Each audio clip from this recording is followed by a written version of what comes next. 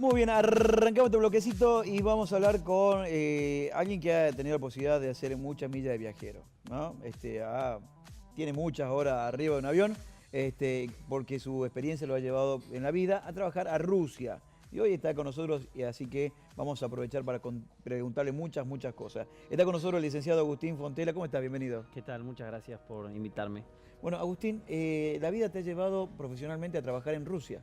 Sí, así es, hace 4 años, 12 de julio del 2012 me fui, puse el primer pie ahí en Rusia. No me digas, vos sos licenciado En periodismo en la Universidad Nacional de La Plata. de La Plata. ¿Y cómo surgió la idea o cómo surgió el tema de irte a Rusia? Bueno, surgió porque yo tenía una amiga que había conocido en la Facultad de Periodismo de La Plata, que bueno, empezó a trabajar en TN en aquel momento. Sí. Era el año 2004, 2005, 2006. Y ella siempre me decía, yo te quiero ayudar, yo te quiero ayudar, pero nunca pasaba el momento. Claro. Y bueno, a veces uno duda, ¿no? De los Sí. amigos que le dicen esto, que esto, pero ella cumplió, yo después empecé a hacer mis cosas porque empecé a trabajar en marketing, trabajé antes con Alejandro Dolina, bueno, trabajé en radio, después empecé a transmitir recitales online, o sea, iba a transmitir bandas que eran conocidas, Sí. de Los Cafres, de No Te Va a Gustar, Divididos, todas esas bandas. Todo para formato online. Todo para formato online. De hecho, hacíamos algo, era muy loco, porque nosotros la primera vez que fuimos a transmitir un recital, llegamos con nuestra computadora, nuestra consola, a transmitir, pero tomábamos el recital de aire con el micrófono. Pero después, bueno, nos conectaron un cable a la consola. A la consola, mejoró, ahí mejoró. De pronto conocimos a un manager de pop art de Sony, Sí. que nos dijo, hey, no pueden hacer esto con otras bandas que teníamos, y de pronto estábamos en una reunión con ese tipo que nos decía, bueno, el sábado le toca a Mario Pergolini, el domingo le toca a ustedes. Y nosotros nos reíamos porque decíamos, Claro. o sea, Pergolini tiene 10 millones de dólares en equipo, nosotros teníamos una PC y un par de Claro. equipitos. Voluntad Pero- nomás. Voluntad nomás. Pero bueno, en ese momento en el que estaba haciendo todas estas cosas, finalmente me llamó aquella amiga de la facultad y me dijo, mirá, el canal Russia Today, que es como una CNN, Sí. pero de Rusia, necesita corresponsales. ¿Qué tal si probás? Y yo dije, Lola, estás completamente loca, Rusia, ¿no? Y ella Claro. me dijo, con buen tino, me dijo, probá y después decidís. Si quedás, decidís. Y fui a hacer un par de pruebas, me acuerdo, había periodistas de C5N, de Canal 23, de TN, y quedé. Yo tenía por mi papá, que es director de orquesta, conocía a Tchaikovsky cuando le dije, vinieron las autoridades rusas, Sí. acá a Buenos Del Aires, en una canal. reunión, sí. Y cuando me dijeron, ¿qué sabes de Rusia? Y yo dije, bueno, a Tchaikovsky porque mi papá, y después me dijeron, ¿y qué más? Y yo dije, bueno, Dostoyevsky porque lo leía en la facultad, y parece que eso le gustó a los rusos porque Sí. la verdad es que yo no tenía mucha experiencia en televisión, no tenía casi nada, frente a otros que estaban en TN, en 5N, Claro. que sí tenían. Pero bueno, por alguna razón ahí les caí bien. Y me acuerdo, estábamos, no sé, era abril, y me dijeron, bueno, te esperamos en julio, me dieron la mano y desaparecieron los rusos. Pero bueno, después hice todos los trámites, se contactaron conmigo, hice los papeles, la visa, y bueno, y me fui ahí en julio del 2012, y fue una experiencia increíble porque, bueno, me tocó ir a la guerra en Ucrania, por ejemplo. ¿Fuiste corresponsal de guerra? Fui corresponsal de guerra. No. Tremendo. Estuve- Qué experiencia. Bueno, fue increíble porque estuve en el sureste de Ucrania. Y la verdad que, para ser sincero, yo no estuve en el frente. Yo estaba Ajá. a 100 kilómetros, 200 kilómetros. ¿Esto del ahí frente. estás vos como corresponsal? Sí, eso es ahí en la ciudad de Rostov del Don. Casi no me veo porque Sí. trabajábamos de 10 de la mañana a 12 de la noche con el sol en la cara. Esto Claro. era julio. Y bueno, esos son los camiones de ayuda humanitaria que cruzaron de Rusia a, a Ucrania. Y bueno, fue increíble esa sensación de estar ahí en un frente de guerra, cubriendo una guerra. Bueno, vi cosas muy increíbles. No estuve en peligro, la verdad, Sí. porque había colegas míos que estaban trabajando en el frente, es decir, que esquivaron balas. Yo, como estaba con un canal ruso, estaba en un hotel donde se albergaban los canales de televisión, pero como la guerra en Ucrania, de hecho continúa, fue algo muy turbio donde Rusia tenía cierta presencia. También había soldados ahí, más que soldados eran estos voluntarios que iban Sí. al frente de guerra y estuvieron en ese mismo hotel, así que yo estaba ahí con voluntarios de guerra. Bueno, fue apasionante. Después me tocó volar a Kuala Lumpur cuando derribaron el avión en el sureste de Ucrania, el MH17, que murieron 293 personas, me enviaron a Kuala Lumpur porque bueno, era la aerolínea Malaysia Airlines. ¿Y te manejabas en inglés? ¿Te manejabas...? Sí, mejoré mucho mi inglés. Yo había aprendido, de hecho, inglés con Olguita Sarmiento, aquí en el Instituto de Cultura Inglesa de Catamarca, Sí. que le mando un saludo si llega a estar viendo, porque bueno, cuando yo estuve en Rusia mucha gente no habla inglés. O sea, los argentinos, si puedo hablar algo positivo de todas nuestras miserias, mucha gente habla inglés.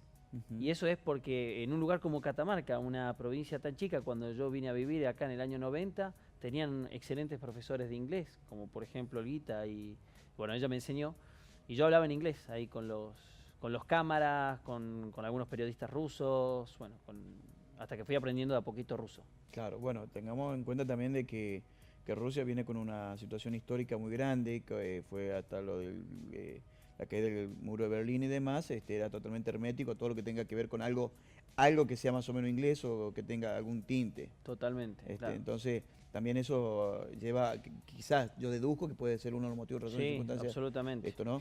Y vos cuando llegaste a Moscú, A Moscú, sí. ¿y qué había alguien con un cartel así con letras raras? Había un muchacho ahí que no habló una palabra. Agustín decía. No me acuerdo si decía eso o decía Russia Today, creo que decía. Y fue muy gracioso porque yo tengo todos mis amigos de acá de Catamarca. Sí. Y nos habíamos ido a Brasil justo el año antes, nos habíamos ido de vacaciones y conocimos una rusa. Y de hecho esa rusa me hospedó cuando yo llegué ahí, así que por suerte, y ella hablaba... Bueno, o sea, la vida te da sorpresa te da la vida. Y ella hablaba español, así que por suerte cuando llegué a la casa, ella me recibió y me dio un par de indicaciones sobre dónde estaba, porque encima uno tiene la idea de Rusia, de la película Rocky 4 con el boxeador ruso, ¿no? Sí.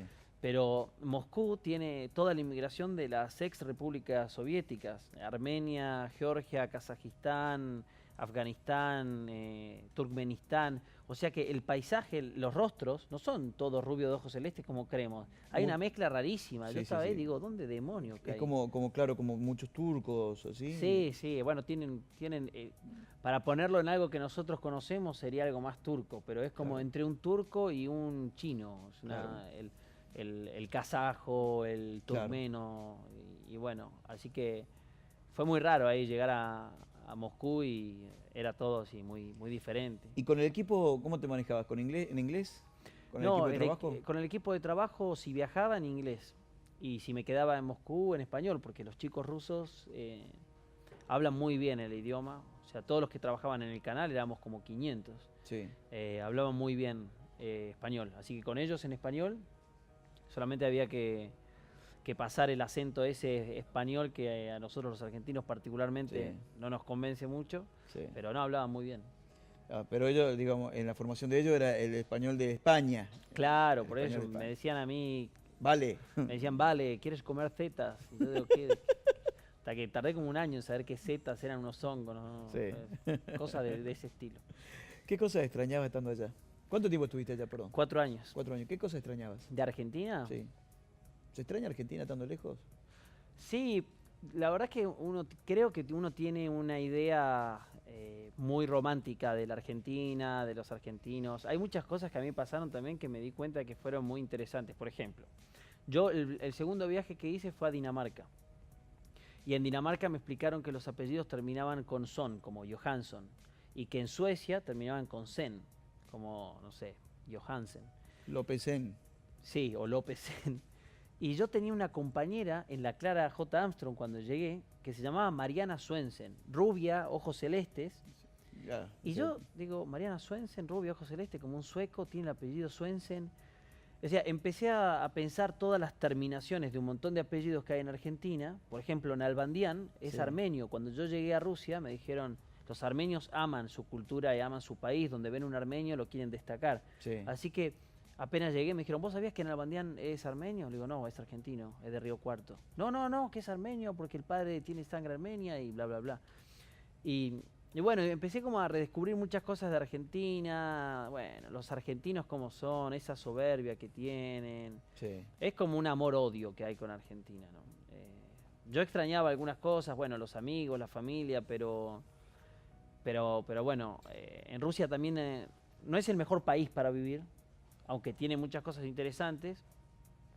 Pero bueno, como periodista, algo que no extrañaba y que sí me gustó aprender de Rusia es que cuando yo me equivocaba con algo, o sea, yo ponía el ministro de Exteriores y había sido el ministro de Defensa, yo tenía miedo que me echaban en ese momento. O sea, era realmente Claro, una reunión. Uno imagina, claro, la perfección de Rusia, de esa frialdad al tomar decisiones que tiene que ser todo perfecto. Totalmente.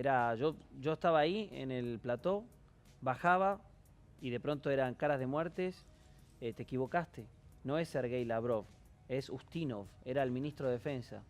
Tenés que ir a hablar con la jefa. Uy, digo. Claro. Pero no me quise equivocar. Aparte, yo le decía, tuve que dar 10 nombres en ruso. ¿Entendés que vengo de Argentina? Te puedo hablar de Aníbal Fernández, pero no sé quién es Sergei Lavrov. Esperá un minuto. Sí. No, te equivocaste, pésimo. Un error. No sé si vas a hacer la próxima salida. Era todo un rigor, pero qué bueno que ese rigor hace que uno después chequee la información de otra manera, que no te equivocás.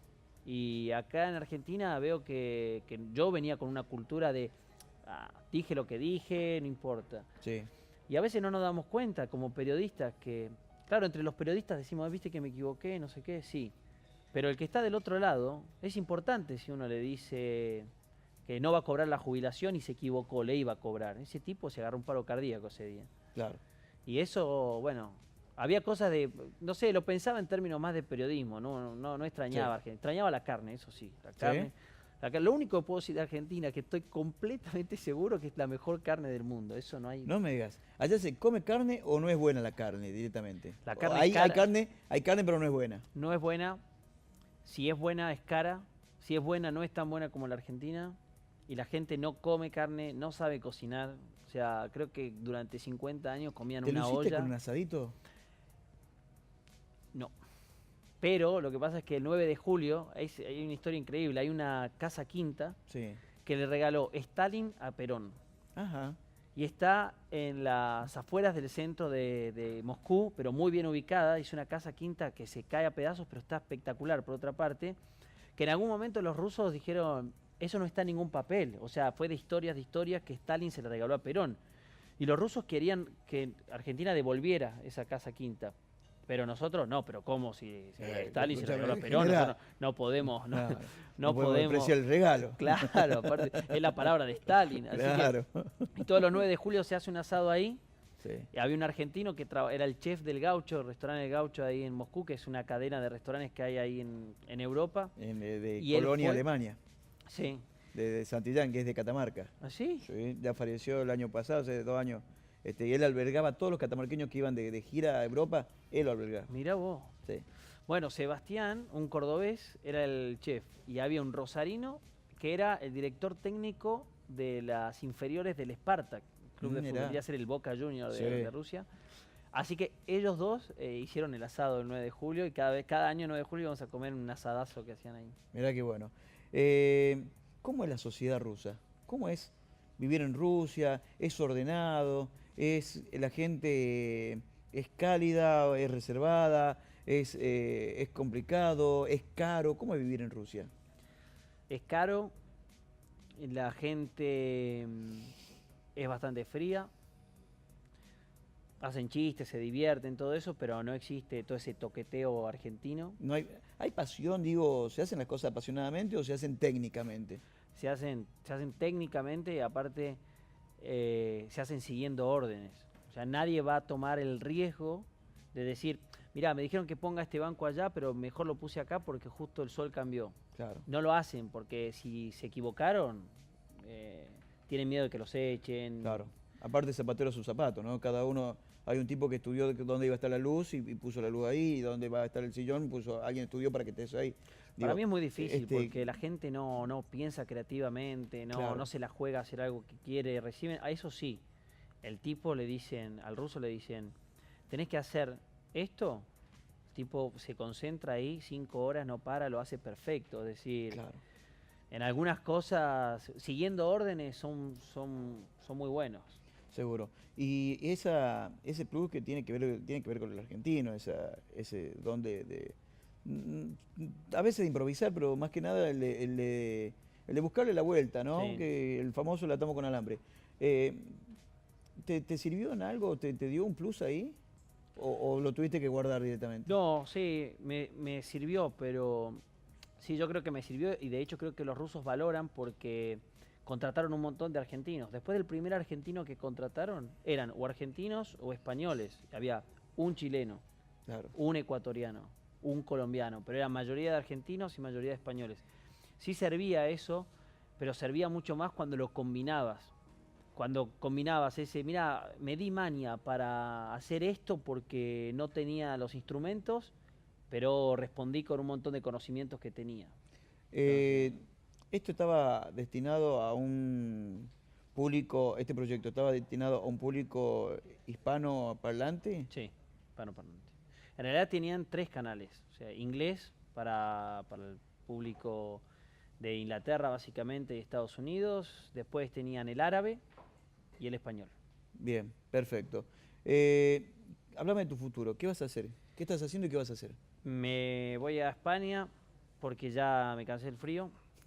Ya viene el Sí, verano, te va a caer el calor, quédate tranquilo. son 7 meses de nieve, Sí. muy duro eso. Sí, sí, sí. Y aparte la sociedad rusa, no, es muy distinta a la nuestra. O sea, 7 meses de nieve, pero nieve, nieve, ¿no? o sea, 7 meses desde que, por ejemplo, nevó, yo hace 2 semanas estaba en Moscú, nevó. Sí. Estábamos en octubre, finales de octubre, nevó. Va a nevar hasta abril. O sea, tenemos 6 meses clavados Claro. de O nieve. sea que cuando vos volviste de Afganistán, no, ¿de qué, cuál de las guerras que fuiste a cubrir? De Ucrania. ¿De cuál? De Ucrania. De Ucrania no te reconoció nadie. No, Has ahí. tomado sol por todo lo que no No, tomaste. olvídate, ahí no entendían nada. Cada vez que vuelve uno bronceado, los rusos no entienden nada. Están como, por favor, dame de lo mismo. Claro, olvídate, olvídate. Y ahora te vas a España. ¿Qué proyecto tenés ahí? Y yo, los últimos 2 años, escribí como corresponsal de Página 12, Ujú. desde Rusia.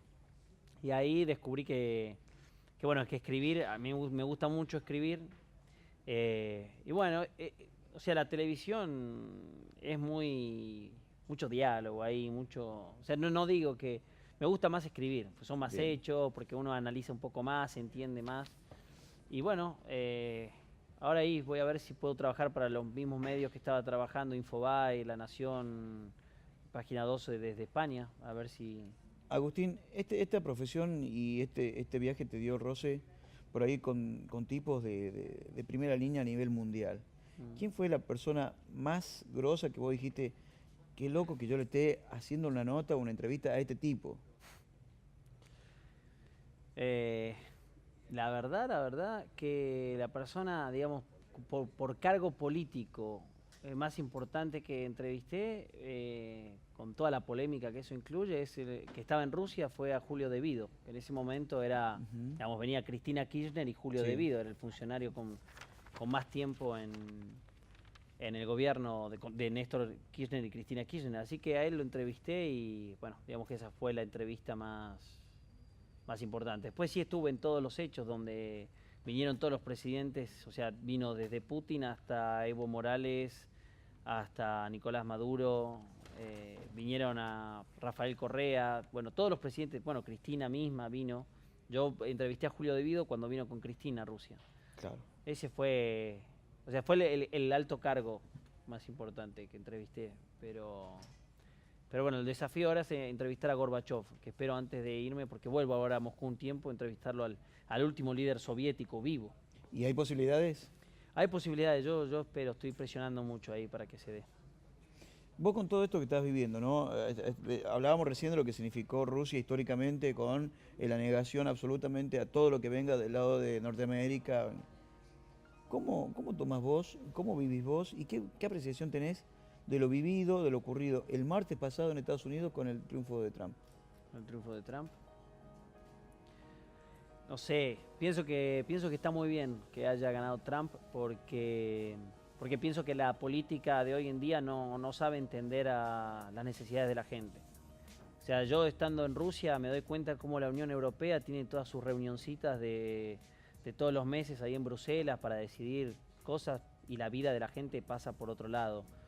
Y eso está pasando ahora. Todos los líderes europeos, los diarios, los medios en Europa pensaban que el Reino Unido no se iba a ir de Europa y se fue, porque la gente está por otro lado.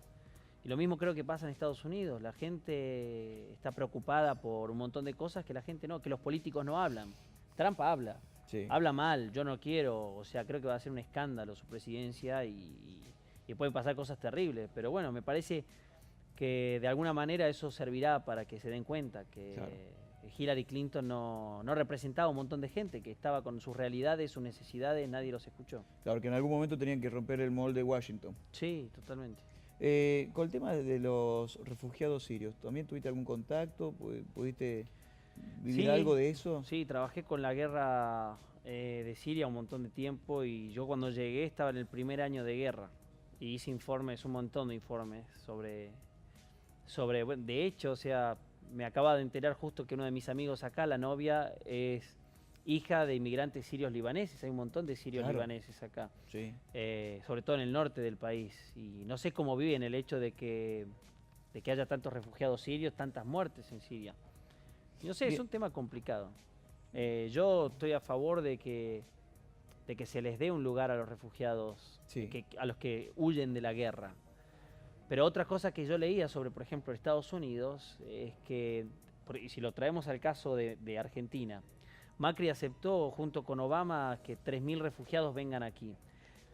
Yo iba caminando por las calles de Buenos Aires, ahora cuando llegué, y veía gente que estaba en iguales o peores condiciones que un refugiado. O sea, si Alemania acepta refugiados, lo entiendo, porque no tienen pobreza, pero países como Argentina, 30% de pobreza, hay gente que Macri no los ve quizás, pero si uno hace 10 cuadras por acá del canal va a haber gente que está Seguro. en una situación muy complicada. Entonces, Seguro. uno dice, ¿no? Quizás si una persona está en esa situación, dice, bueno, van a traer a alguien que está en una situación tan mala, yo también estoy en una situación tan mala, ¿qué se puede hacer? Claro. ¿Hiciste una entrevista al Papa? Yo estaba en Argentina el día que, o sea, yo estaba como corresponsal en Argentina el día que asumió el Papa. O sea, eso Ajá. fue lo interesante. Había llegado a Buenos Aires para estar 2 semanas aquí y surgieron un montón de hechos, porque fue el referéndum en las Islas Malvinas, la muerte de Chávez, Ujú, no sí. pasa ni una semana, y yo estaba en la calle, me acuerdo, íbamos al Congreso de la Nación a hacer una entrevista a una diputada sobre el referéndum de Malvinas, y me acuerdo que iba caminando por una persona por la calle con el teléfono y dice, Bergoglio, Papa. Y yo digo, ¿qué pasó ahí? Fuimos a un kiosco y vimos que en la televisión decía, y llamé a la producción del canal y dije, Papa, el Papa es argentino. Y ahí empezamos, se armó un quilombo. Ahí terrible. ¿Y cómo lo seguiste eso? Cortito, porque... No, ahí empezamos a hacer un montón de notas, a hacer un montón de Qué bueno. reportajes, fue interesante. Qué bueno lo que me contás, qué linda historia, y una historia que recién comienza. Bueno, ¿Eh? esperemos. Bueno, en España vas a comer marisco, molusco, de todo, así que la vas a pasar muy, pero muy bien, ¿eh? Espero. Bueno, la verdad que queremos que la disfrutes. Y tenemos justamente del informe de lo que fue esto del paso de Bergoglio a Francisco. Tras conocer los primeros pasos en la actividad del Papa, que aparece reformista, al menos en su rechazo al protocolo y en la elección de un comportamiento austero en cuanto a las formas y los gestos, los católicos del mundo podrán preguntarse si esa conducta les servirá para llevar adelante los cambios que ellos mismos parecen reclamar. Agustín Fontenla, RT, Buenos Aires, Argentina. Muy bien, ahí estaba Mirá, esa Recién tarde. Recién empezaba y era el cuarto o quinto mes en RT. Que de hecho yo había llegado a Moscú y no sé por qué a mi jefa se le ocurrió mandarme a Buenos Aires. Bien, la verdad que te deseo que seas feliz con la profesión, esta profesión que amamos, que disfruten mucho y que se cansen de ponerte sellos de viaje por todo el mundo. ¿Eh? Muchas gracias por la invitación y bueno, espero que la próxima vez que vuelva a pasar por acá, a charlar con ustedes. Alfajores. Volvé Alfajores. cuando quieras, alfajores. Perfecto, muchas gracias. Un gustazo conocerte. ¿eh? Igualmente, gracias.